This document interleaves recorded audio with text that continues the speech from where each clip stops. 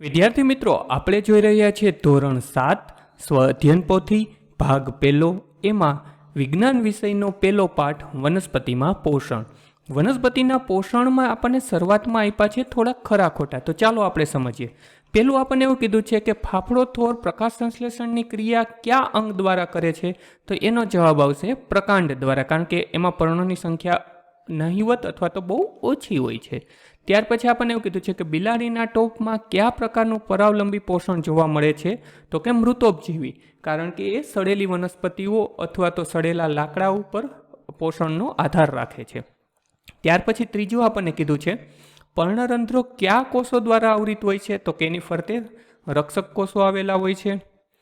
ત્યાર પછી આપણને ચોથા પ્રશ્નમાં એવું કીધું છે કે વનસ્પતિના કયા ભાગને અથવા તો કયા અંગને વનસ્પતિના રસોડા તરીકે ઓળખવામાં આવે? તો કે જ્યાં ખોરાક બને, અને એનો જવાબ છે પર્ણ.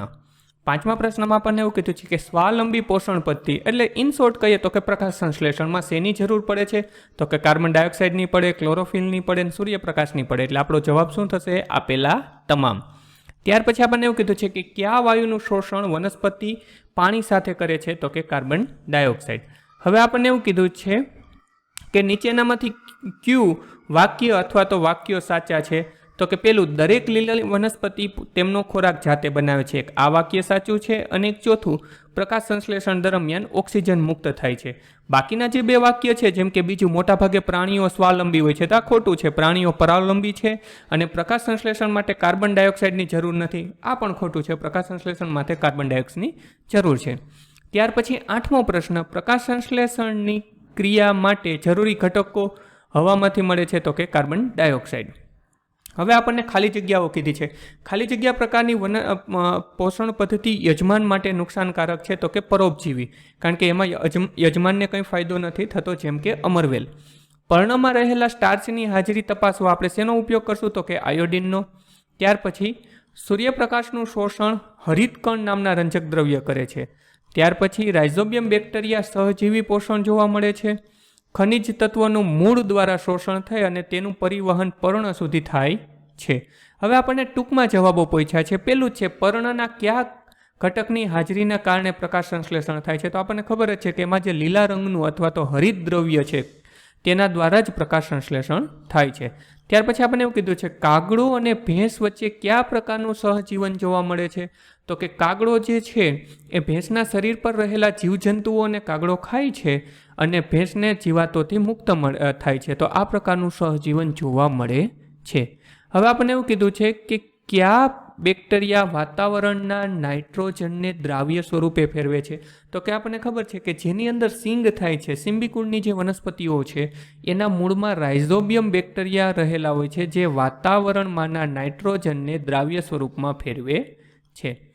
ત્યાર પછી 17 નંબરના પ્રશ્નમાં આપણને એવું કીધું છે, વનસ્પતિના પર્ણ સિવાય બીજા કયા અંગ પ્રકાશ સંશ્લેષણની ક્રિયા કરી શકે છે? તપાસ કરીને નોંધ કરો.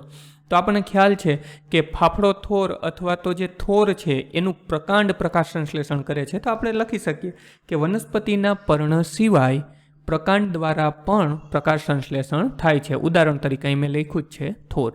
ત્યાર પછી વનસ્પતિ સિવાય કયા સજીવો સ્વાવલંબી પોષણ દર્શાવે છે?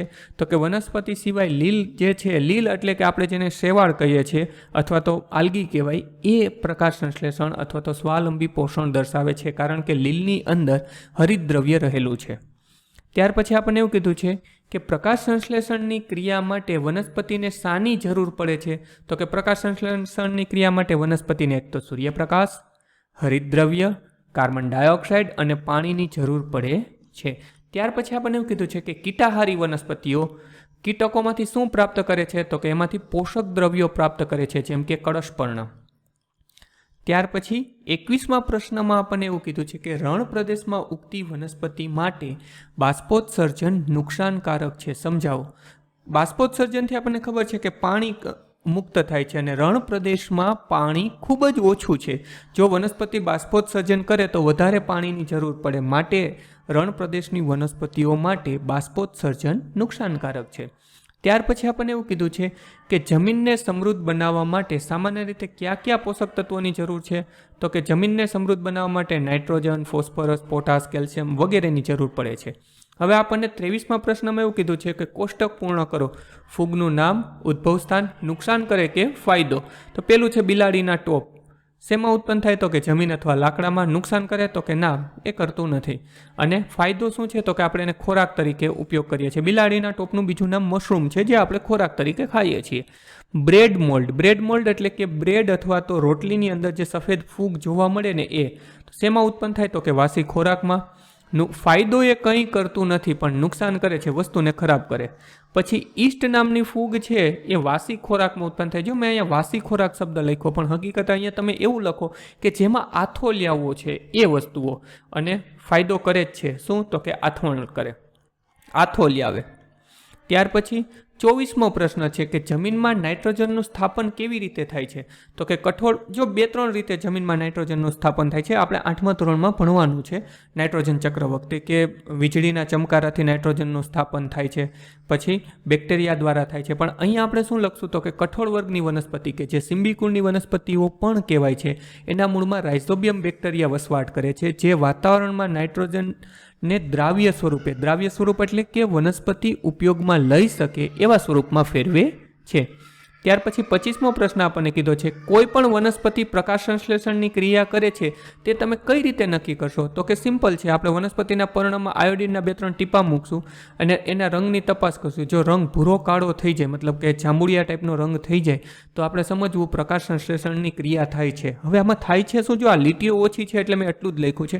હકીકત એવું થાય છે કે એ સ્ટાર્ચની હાજરી સૂચવે છે, અને સ્ટાર્ચ જે વનસ્પતિ પ્રકાશ સંશ્લેષણના અંતે બનાવે છે એની હાજરી સૂચવે છે, એટલા માટે એનો રંગ ભૂરો જાંબુડિયા ટાઈપનો થઈ જાય છે. ત્યાર પછી આપણે એવું કીધું માઇક્રોસ્કોપની મદદથી પર્ણમાં આવેલા પર્ણરંધ્રની ઓળખ કરો અને નામ નિર્દેશક વાળી આકૃતિ દોરો. તો મેં અહીંયા તમને એક પર્ણરંધ્રની આકૃતિ દોરી દીધી, જેની ફરતે રક્ષક કોષો છે અને અહીંયા વચ્ચે પર્ણરંધ્ર આપેલું છે. ત્યાર પછી આપણને એવું કીધું છે કે અમરવેલ વનસ્પતિ હોવા છતાં શા માટે પોષણ માટે બીજી વનસ્પતિ ઉપર આધાર રાખે છે? તો કે અમરવેલ જે છે પર્ણ વગરની વનસ્પતિ છે, પર્ણ નથી અને પીળા રંગની છે, મતલબ કે એમાં હરિતદ્રવ્યનો પણ અભાવ છે. એટલે હરિતદ્રવ્ય ન હોવાને માટે તે પ્રકાશ સંશ્લેષણ કરી શકતી નથી, માટે એને ખોરાક પર બીજી વનસ્પતિ પર આધાર રાખવો પડે છે.